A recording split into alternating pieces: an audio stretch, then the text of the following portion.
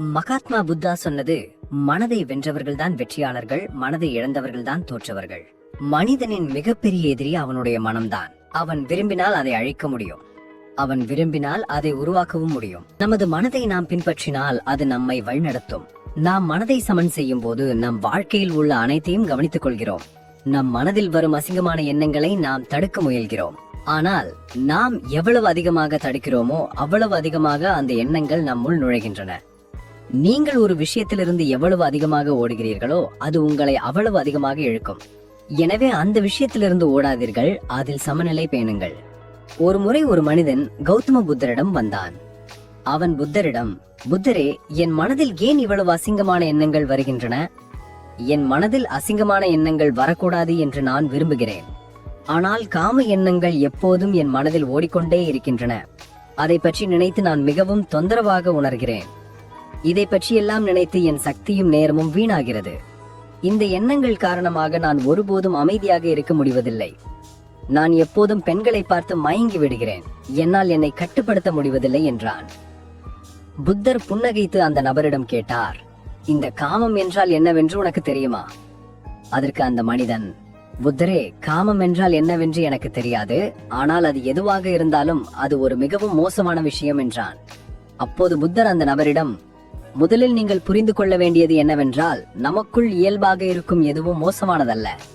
அது நம் வாழ்க்கையில் ஏதோ ஒரு வகையில் தேவைப்படுகிறது. காமம் ஒரு மோசமான விஷயம் அல்ல, அது நம் மனதின் ஒரு உணர்வு. அது நமக்கு ஒன்றை அடைய உதவுகிறது. ஒரு விஷயத்தின் பற்றாக்குறையை அது நமக்கு உணர்த்துகிறது. பிறகு அதை அடைவதற்காக அந்த விஷயத்தின் மீது நாம் ஈர்க்கப்படுகிறோம். உதாரணமாக, உங்களுக்கு பணம் பற்றாக்குறையாக இருந்தால் பணம் சம்பாதிக்கும் ஆசை உங்களுக்குள் வளரும். எனவே காமம் என்பது ஒரு விதமான பற்றாக்குறை அல்லது தேவை உணர்வு. இந்த தேவை உடல் ரீதியானது எனும் போது நாம் அதை காமம் என்று அழைக்கிறோம் என்றார். அந்த மனிதன் கௌதம புத்தரிடம், புத்தரே, காமத்தின் பொருளை நான் புரிந்து கொண்டேன், ஆனால் அது எங்கிருந்து வருகிறது, எப்படி வருகிறது என்பதை எனக்கு சொல்லுங்கள். கௌதம புத்தர், காமம் எங்கிருந்தும் வருவதில்லை, அது நமக்குள்ளேயே இருக்கிறது. அது இருப்பது அவசியம். அப்போதுதான் மனித இனம் பெருகும். அந்த மனிதன், அது நமக்குள்ளேயே இருக்கும்போது, அது அவசியமானதாகவும் இருக்கும்போது மக்கள் ஏன் அதை தவறு என்று அழைக்கிறார்கள்? புத்தர், இங்கேதான் பிரச்சனை இருக்கிறது. மக்கள் காமத்தை பற்றி தவறாக நினைத்து அதை மறைக்கவும் அடக்கவும் முயல்கிறார்கள். காமம் தவறானதல்ல, ஆனால் பாலியல் ஆசைகளை தவறான வழியில் பயன்படுத்துவதுதான் தவறு. மக்கள் தாங்கள் நேசிக்கும் ஒரு நபருக்காக மட்டுமே வாழத் தொடங்குகிறார்கள். அந்த நபரை அடைவதையே தங்கள் இலக்காக கொள்கிறார்கள். எப்போதும் அந்த நபரை பற்றியே நினைக்கிறார்கள். ஆனால் இதெல்லாம் தவறானது என்றார். புத்தர் அந்த நபரிடம், விலங்குகளுக்கும் பாலியல் ஆசைகள் உண்டு என்பது உனக்கு தெரியுமா என்று கேட்டார். அந்த மனிதன், ஆம் புத்தரே, விலங்குகளுக்கும் பாலியல் ஆசைகள் உண்டு. ஏனெனில் விலங்குகளும் தங்கள் சந்ததியை பெருக்குவார்கள் என்று பதிலளித்தான். புத்தர், அப்படியானால் விலங்குகளின் பாலியல் ஆசைகளை நாம் ஏன் பொறுத்து கொள்ள வேண்டும் என்று கேட்டார். அந்த மனிதன், எனக்கு தெரியாது மகாத்மா, நீங்களே சொல்லுங்கள் என்றான். கௌதம புத்தர், விலங்குகள் தங்கள் காமத்தை இன்பத்திற்காக பயன்படுத்துவதில்லை, அவை தங்கள் சந்ததியை பெருக்குவதற்காக மட்டுமே அதை பயன்படுத்துகின்றன. இயற்கை விலங்குகளுக்கு அவ்வளவுதான் கொடுத்திருக்கிறது. காமத்தை நம் மகிழ்ச்சியின் அடிப்படையாக கொள்ளும் புரிதலை நமக்கு கொடுக்கவில்லை.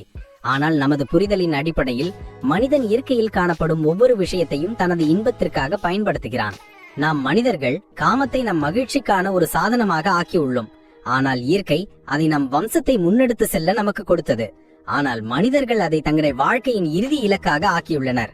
பாலியல் காமம் இவ்வாறு கட்டுப்பாடு இல்லாமல் போவது தவறு என்றார். அந்த மனிதன், மகாத்மாஜி, இந்த காமம் நம் மீது ஏன் ஆதிக்கம் செலுத்துகிறது, அது ஏன் கட்டுப்பாடு இல்லாமல் போகிறது என்று கேட்டான். அப்போது கௌதம புத்தர், கேள், நான் இப்போது உனக்கு சொல்ல போவதை கவனமாக கேள். காமத்தின் முழு விளையாட்டையும் நீ புரிந்து கொள்வாய். உன் எல்லா கேள்விகளுக்கும் விடை கிடைக்கும். கவனமாக கேட்டு புரிந்து கொள் என்றார். பிறகு கௌதம புத்தர் அந்த நபரிடம் சொல்லத் தொடங்கினார். ஒரு முறை ஒரு ஆசிரமத்தில் ஒரு குருவும் அவருடைய சீடனும் இருந்தனர். அவர்கள் தினமும் பிச்சை எடுக்க ஆசிரமத்திற்கு வெளியே இருந்த ஒரு கிராமத்திற்கு சென்றனர். அந்த ஆசிரமத்தின் ஒரு சீடன் பிச்சை எடுக்க கிராமத்திற்கு சென்றான். வழியில் ஒரு நதி இருந்தது. அவர் தினமும் பிச்சை எடுக்க அதே வழியில் சென்று கொண்டிருந்தார். ஒரு நாள் ஒரு பையன் ஒரு மரத்திற்கு பின்னால் ஒளிந்திருப்பதை அவர் பார்த்தார். அவர் அந்த பையனிடம் சென்று, தம்பி, இந்த மரத்திற்கு பின்னால் ஒளிந்து என்ன பார்த்து கொண்டிருக்கிறாய் என்று கேட்டார். அந்த பையன், ஏய், நான் என்ன பார்க்கிறேன் என்பது உனக்கு தெரியவில்லையா என்றான். பிறகு அந்த சீடன் ஆற்றை நோக்கி பார்த்தான். அங்கே சில பெண்கள் தண்ணீர் எடுத்துக் கொண்டிருந்தனர். அந்த பெண்களின் வயது 14, 15 இருந்தது. அப்போது அந்த சீடன் அந்த பையனிடம் சென்று, அட, அங்கே தண்ணீர் எடுத்துக் கொண்டிருக்கும் பெண்கள் தானே இருக்கிறார்கள், இதில் ஒளிந்து கொள்ள என்ன இருக்கிறது? அந்த பையன் சீடனை பார்த்து, நீ பைத்தியமா, உன்னால் பார்க்க முடியவில்லையா என்று கேட்டான். பிறகு, இந்த தேவதை எப்படி ஆற்றிலிருந்து தண்ணீர் அடிக்கிறாள் என்று பார், அவளுடைய அசைவுகளை பார், அவளுடைய மென்மையான உடலை, மெலிந்த இடையை பார், பானையை தூக்கும் போது அவளுக்கு எவ்வளவு பலன் தேவைப்படுகிறது, அவளுடைய கூந்தல் எப்படி அவளுடைய இடையில் சிதறி கிடக்கிறது, அழகே இங்கு சிதறியது போல இருக்கிறது என்றான். சீடன் மீண்டும் ஆற்றங்கரையை பார்த்தான். இந்த முறை அவன் உறுதியாக ஆற்றங்கரையை பார்த்தான். இப்போது அங்கே எதுவும் தெரியவில்லை, அவனுக்கு எந்த பயமும் இல்லை. ஆனால் இப்போது அவன் ஒளிந்து கொண்டு அந்த பெண்களை பார்க்க தொடங்கினான். தான் ஏதோ ஒரு குற்றம் செய்து விட்டது போல உணர்ந்தான். அந்த பெண்களை ரகசியமாக பார்த்து கொண்டிருந்த போது திடீரென அவன் உள்ளுக்குள்ளேயே பயந்து, நான் என்ன செய்கிறேன், நான் செய்வது சரியில்லை, நான் இங்கிருந்து போய்விட வேண்டும் என்று நினைத்து அங்கிருந்து விரைவாக சென்று ஆசிரமத்தை அடைந்தான். ஆசிரமத்தை அடைந்ததும் அவன் தனது வேலையில் ஈடுபட்டான். ஆனால் அவன் பார்த்த காட்சிகள் மீண்டும் மீண்டும் அவனுடைய கண்களுக்கு முன்னால் வந்து கொண்டிருந்தன. அதே காட்சி அவனுடைய மனதில் ஓடிக்கொண்டிருந்தது. அவனுடைய மனம் எல்லாவற்றையும் பார்ப்பதில் மும்முரமாக இருந்தது. அவன் போராடினான்.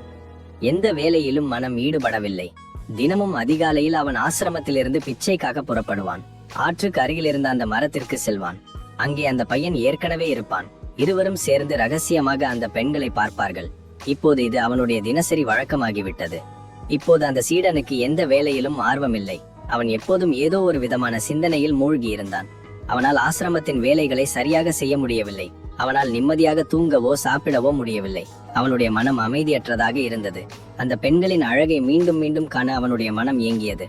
குரு பிச்சை கொடுக்கும் போது கூட அவனுடைய மனம் வேறு சிந்தனைகளில் மூழ்கி இருந்தது. குரு தனது சீடனின் இந்த செயல்களை புரிந்து கொண்டார். ஒரு நாள் குரு சீடனை தன்னிடம் அழைத்து, இன்றிலிருந்து நானும் உன்னுடன் பிச்சை எடுக்க வருகிறேன் என்றார். அவர்கள் இருவரும் பிச்சை எடுக்க செல்லும் போது அந்த சீடன் குருவிடம், வேண்டாம் குருதேவா, ஏன் கவலைப்படுகிறீர்கள், என்னால் தனியாக சரியாக பிச்சை எடுக்க முடியும் என்று மறுத்தான். குரு சீடனிடம், பரவாயில்லை, நீ தனியாகவே பிச்சை எடுக்க செல் என்றார். அதனால் அவன் உடனடியாக பிச்சை எடுக்க புறப்பட்டான். அவனை காண அனைவரும் அவனை பின்தொடர தொடங்கினர். சிறிது தூரம் சென்ற பிறகு குரு தனது சீடன் ஒரு குற்றவாளி போல ஒரு பையனுடன் ஒரு மரத்திற்கு பின்னால் ஒளிந்து கொண்டே ரகசியமாக எதையோ பார்ப்பதை கண்டார். குருவும் சென்று தன்னுடைய சீடனுக்கு பின்னால் நின்றார். தன்னுடைய சீடன் ஒரு குற்றவாளியைப் போல ஒரு மரத்திற்கு பின்னால் ஒளிந்து கொண்டு என்ன பார்க்கிறான் என்பதை பார்க்க விரும்பினார். குரு பார்த்தபோது தனது சீடன் ஒரு மரத்திற்கு பின்னால் ஒளிந்து கொண்டு ஆற்றிலிருந்து தண்ணீர் எடுக்கும் பெண்களை பார்த்து கொண்டிருந்தான். அப்போது குரு சீடனிடம், என்ன பார்க்கிறாய் என்று கேட்டார். தனது குருவின் குரலை கேட்டதும் அவன் பயந்து வியர்த்து போனான். ஒரு திருடனை திருடும்போது பிடித்தது போல அவன் நடுங்கினான். அவனுடைய நிலை மோசமாகிவிட்டது. அவனால் எதுவும் சொல்ல முடியவில்லை.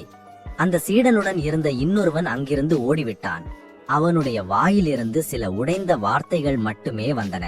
அவனால் தனது குருவுடன் கண் தொடர்பு கூட ஏற்படுத்த முடியவில்லை. குரு தனது சீடனை பார்த்து, என் சீடன் பயமற்றவன், அவனுக்கு எதற்கும் பயமில்லை. ஆனால் நீ பயத்தில் நடுங்குகிறாயே என்றார். சீடன் குருவிடம், மன்னித்து விடுங்கள் குருதேவா, இது என் தவறு இல்லை. அந்த பையன்தான் என்னை மயக்கினான். ஆனால் நான் உங்களுக்கு உறுதியளிக்கிறேன், இன்றைக்கு பிறகு நான் மீண்டும் இதை ஒருபோதும் செய்ய மாட்டேன். என்னை மன்னித்து விடுங்கள் என்றார். குரு சீடனிடம், பரமாயில்லை, ஆனால் நீ ஒரு விஷயத்தை மனதில் கொள்ள வேண்டும். நாம் எந்த சகவாசத்தில் இருக்கிறோமோ அதே போன்ற முடிவுகளையே நாம் பெறுகிறோம்.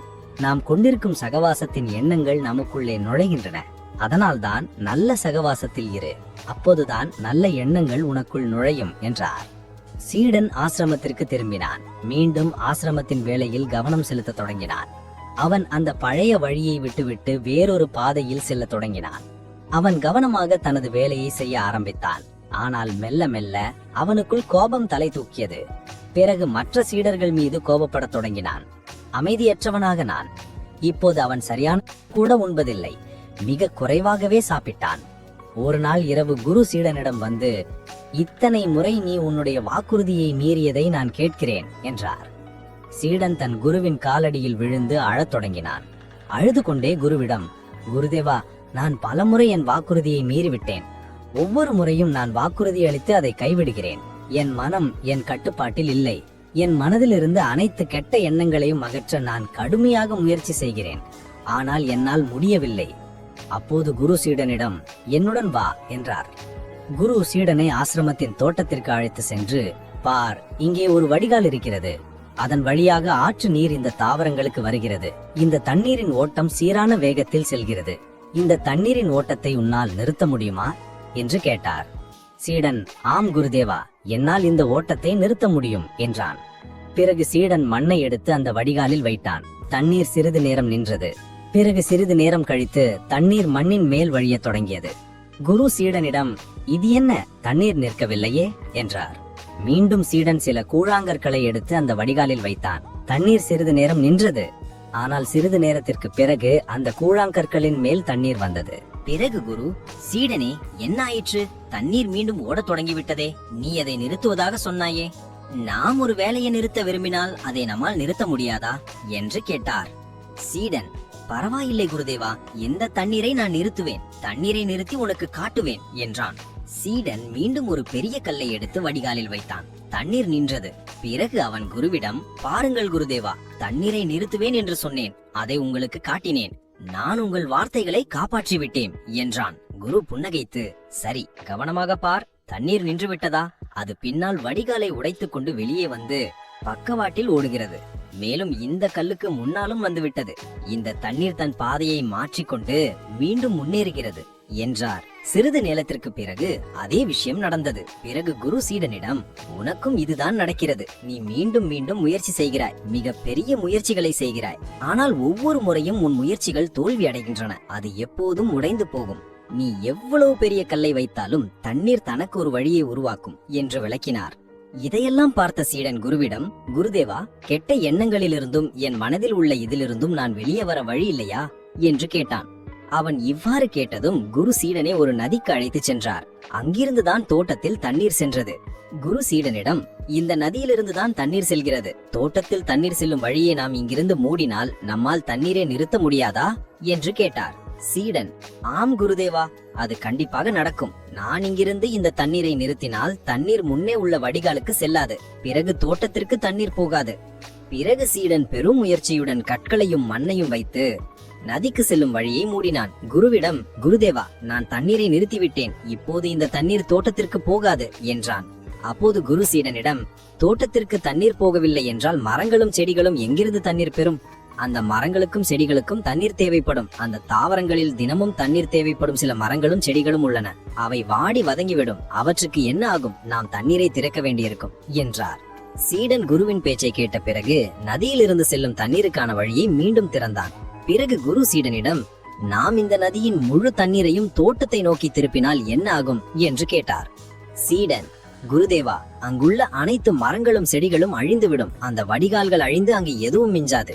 அப்போது குரு சிரித்துக்கொண்டே, நீங்கள் புரிந்து கொண்டீர்கள். நாம் எதையும் தடுக்க தேவையில்லை. நாம் எப்போதும் சமநிலையை பேண வேண்டும். தண்ணீர் குறைவாக இருந்தாலும் செடிகள் அழிந்துவிடும். தண்ணீர் அதிகமாக இருந்தாலும் செடிகள் அழிந்துவிடும். நம் வாழ்க்கை சமநிலையில் மட்டுமே இயங்குகிறது என்றார்.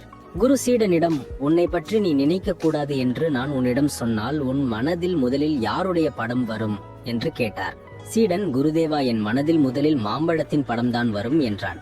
குரு, கெட்ட எண்ணங்களை நாம் பலவந்தமாக நிறுத்த முயற்சிக்கும் போது அவை அதிக பலத்துடன் நம்முள் நுழைந்து எழுகின்றன. எனவே நாம் அவற்றை ஒருபோதும் அடக்க முயற்சி செய்யக்கூடாது என்றார்.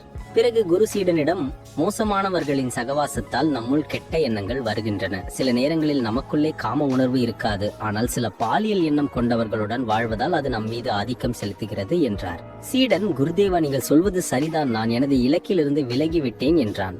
பிறகு அந்த சீடன் இரவில் மிகவும் நிம்மதியாக தூங்கினான். காலையில் தனது வேலையை முழு மனதுடன் செய்தான். பிறகு காலையில் பிச்சை எடுக்க சென்றான். அங்கு அந்த பையன் இன்னும் மரத்திற்கு பின்னால் ஒளிந்து கொண்டு அந்த பெண்களை பார்த்து கொண்டிருந்தான். அந்த சீடன் அந்த பெண்கள் தண்ணீர் எடுத்துக் கொண்டிருந்த நதிக்கு சென்றான். அவன் அந்த பெண்களிடம் தண்ணீர் கேட்டான். அந்த பெண்களில் ஒருத்தி அவனுக்கு தண்ணீர் கொடுத்தால் அந்த சன்னியாசி சீடனின் கால்களை தொட்டு வணங்கினாள். சீடன் அவளை வாழ்த்தி நன்றாக இரு என்றான். சீடனின் மனதில் ஒரு நேர்மறை ஆற்றல் ஏற்பட்டது. அவனுடைய முகத்தில் ஒரு புன்னகை தோன்றியது.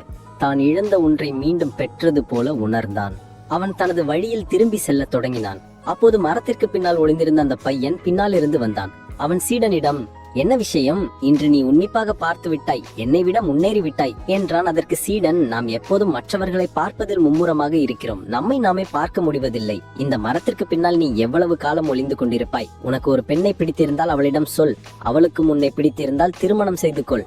அதற்கு முன் நீ ஏதோ வாகு. உன்னை அறிந்து கொள். உன் நேரத்தை இப்படி வீணாக்காதே என்றான். பிறகு அந்த பையன் அந்த சீடனை தினமும் சந்திக்க தொடங்கினான்.